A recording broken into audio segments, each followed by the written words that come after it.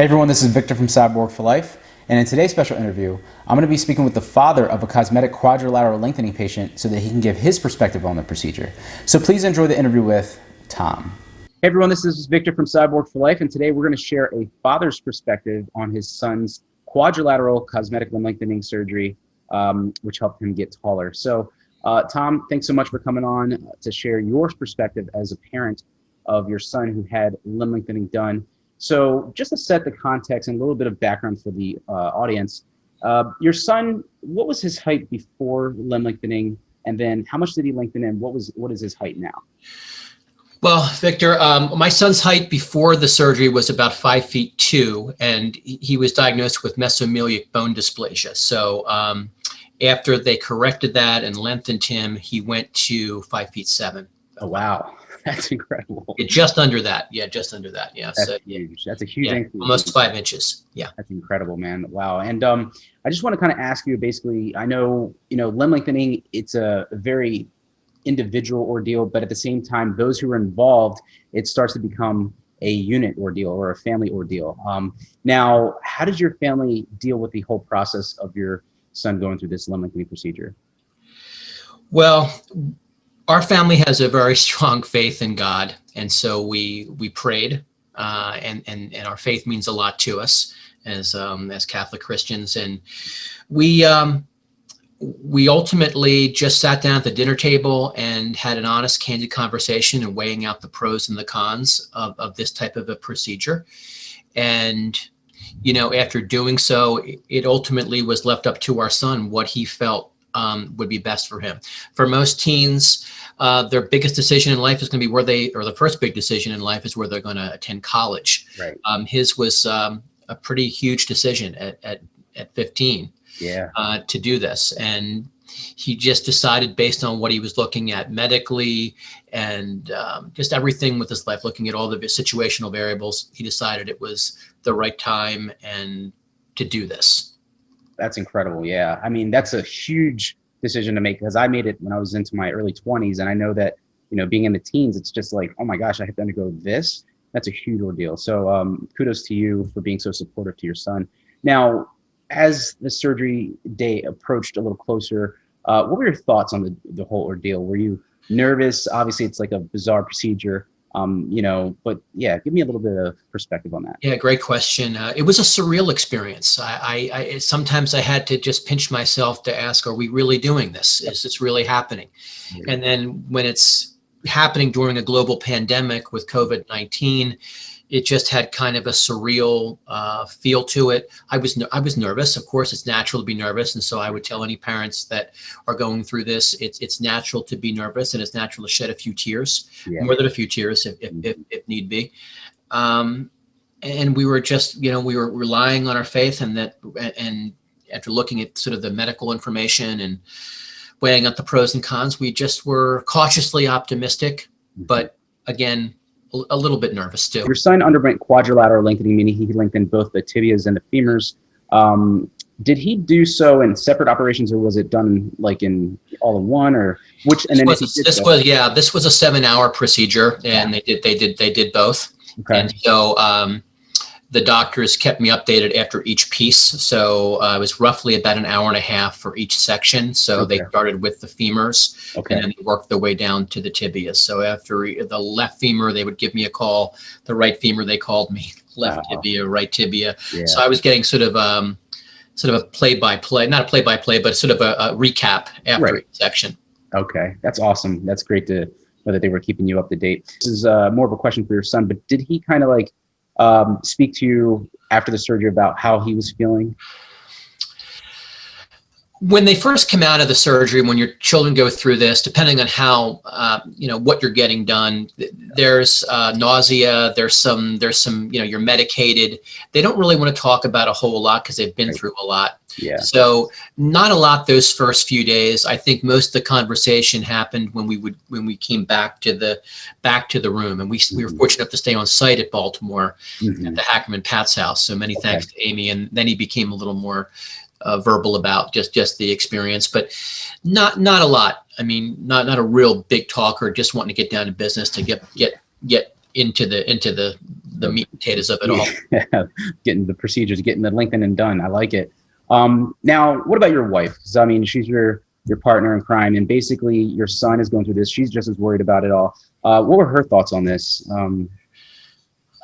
My wife is just a super support. She's very knowledgeable. She'd done a lot of research on it prior to it. Again, a lot of prayers together with our faith, just relying on faith and also the medical doctor's expertise. But she felt like it's going to be a major short-term sacrifice, but for long-term gain. Gotcha. And so I would suggest any family, husband and wife, partners, talk about the pros and cons and just think about it as a process. Yeah. I'm a big basketball fan. We have a basketball team called the Sixers. Trust the process. We were kind of trusting the process. Okay. That's what our Sixers sold us for a long time. And that's what you have to do. You have to trust the process and the doctors that are involved in this type of thing. Absolutely. The journey starts, the lengthening starts. Did it kind of, using the lengthening device like the ERC and stuff like that, did that come pretty natural, like after they explained how to use it, or did you just still have some trouble with that, or No, the upper portion, the femurs, they start the lengthening usually about 5 days after your surgery, depending.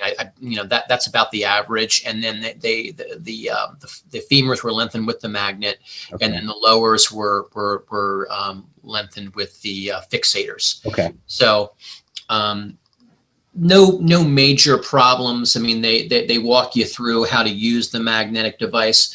Don't keep your keys or your computer.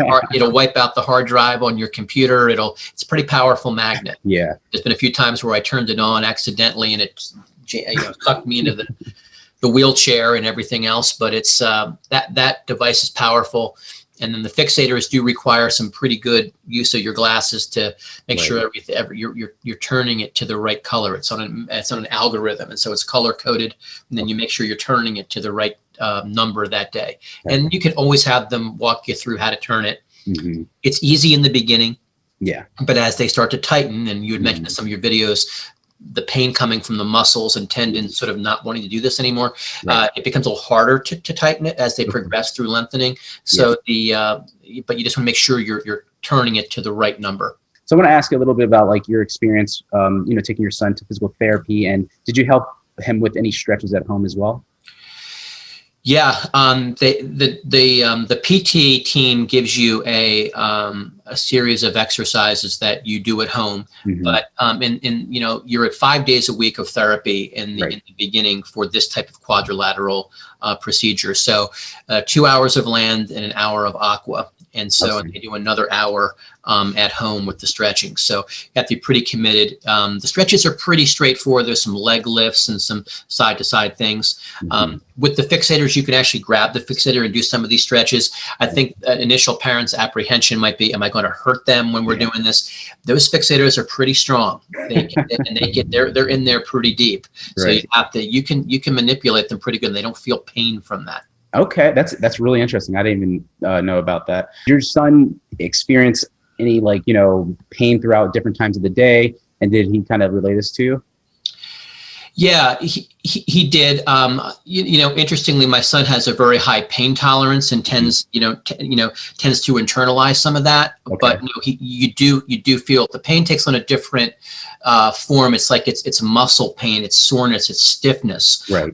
The pain doesn't come from the broken bone as much as it comes from the tendons and the spasms from the muscles that come. So you can be sore, but it's not like you just have to be, you take your medication regimen. And so it's, I say to all parents that are going through this, that you really just want to be, aware of kind of what kind of spasms, what they look like, what kind of pain you might experience through it, and getting through that with the right medication. Your son recently entered his consolidation phase. He's walking now, you mentioned before we got on here. How well is he walking? Is he kind of walking at a certain pace, or does he have kind of like still a little bit of tightness in some of those muscles? And so basically tell me a little bit about that. He's moving pretty well. He can run a mile. I mean, he's dropping his mile time. He's done. We have a treadmill here. He was a big exerciser before. So I think one of the questions or the comments that you made was prior to surgery. If you can be in the best physical shape you can be in, it does help you. Really does help you with the recovery.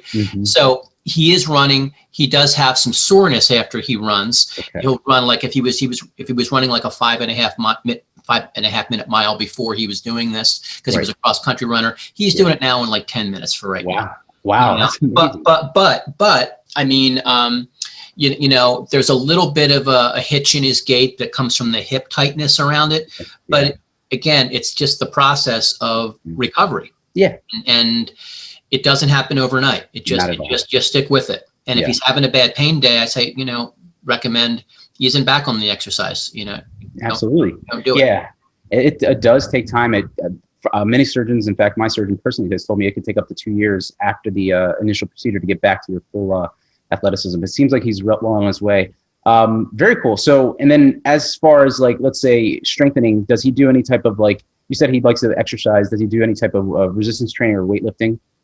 He's at the gym religiously 4 days a week for about 2 hours. He has a big, you know, he's a high school wrestler, so he wrestles with guys on his team. And I think that support, that encouragement from just having a support system to encourage you to get out there and do some exercise. You don't have to go 4 days a week by any stretch, but that's kind of, it does help to get out, because when you're in this procedure, you're isolated, you know, for a good period of time. And so you just work your way back into it, listen to your body tell you what to do with that. And so he is in a weightlifting regimen. And but again, with anything, you just have to remember it's your lower body that have this done too. So you have to balance it out. You can't go crazy on your chest and your back, legs, you know, I mean, do that. Yeah. He doesn't want to be like completely out of symmetry, but it'll catch up. Believe me, his full recovery is still in front of him, so he's good. Awesome. And I'm guessing, Tom, you're pretty optimistic that he'll make a full recovery, huh? Yeah, I mean, I know you'd mentioned 2 years. When we went into this, the doctors said, based on where he was at, you know, based on it takes usually about, I'd say about a year to 15 months, depending on kind of where you were at pre. Absolutely.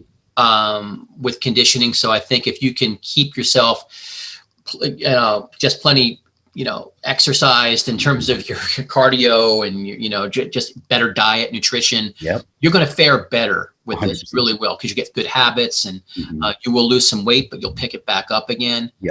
And just a family support is just really important too. Just encourage, and be a positive support system the whole way will really help too. It definitely does. And he seems like you guys have that unit, that super supportive unit that's going to take him all the way to that finish line there. So awesome, Tom. Well, I just want to kind of wrap up here with, you know, basically as Father's Day 2021 approaches here, do you have any final words for, you know, other fathers or parents who are basically considering this procedure for their kids? You know, it's a completely tremendous ordeal to take on. Yes, I want to hear it in your words. Yeah, well, thank you, and happy Father's Day to you and your family too. You know, going through this, it is a family affair. I think that this is a surgery that if you're a good unit, you can make it work. There are a lot of tough nights. There are tough days. It's not all sunshine and buttercups. I mean, we want the end result, right? But there's that grind to get through it. There's 3 things I'd suggest to any father or mother going through this. You have to have incredible amount of patience. To just recognize your child is going to be pushed to the limit. I mean, they'll make it, but you have to be patient with them. They're going to have days when they're angry, they're miserable, and if you're not patient, then you should, you know, reconsider it. You need patience. You need incredible organizational skills. There's lots of doctor's appointments. There's lots of meetings. If you're disorganized, you're going to get off schedule, and you don't want that to happen, because you're on a regular schedule with the lengthening, with the color-coded struts. You don't want to miss those, because then you have to double up. And that's more pain.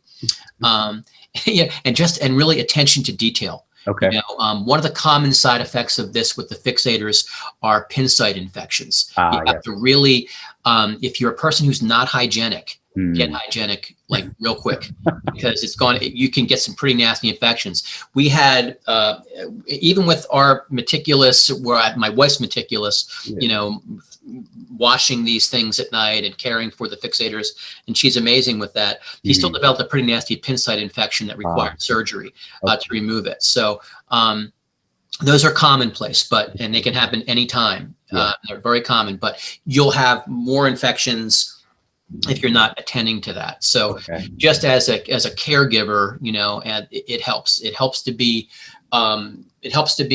I guess, good with your time management. If one parent or both parents can get leave where you don't have to be at work doing this, it's like you're doing a lot of daily care.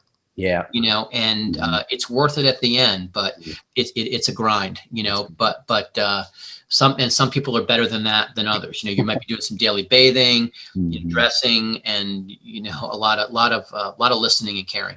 Yeah, amazing words of advice to other parents out there, and fathers in particular, because I know it's really hard to see your son to go through something like this. But it seems like he's doing really well. His spirits are back up, and he's making a full recovery. And he's young, so he's going to recover exceptionally well, even better than I did when I was young like that. So that is amazing. Well, Tom, thank you so much for coming on and sharing your experience about the limb lengthening procedure for your son, and we wish you well. Thank you, Victor. Yeah, wonderful summer, and hope to keep in touch. Absolutely. Be well. Blessings to you and everybody. Awesome. Bye-bye. Great interview with Tom. Not only did he give his experience with his limb lengthening procedure of his son, but he also gave tips to other parents who are considering it for their children. 1, you need to be supportive. 2, you need to be organized. And 3, you need to have good attention to detail. Well, Tom, we want to wish you and your son the best. And to all the fathers out there, happy Father's Day.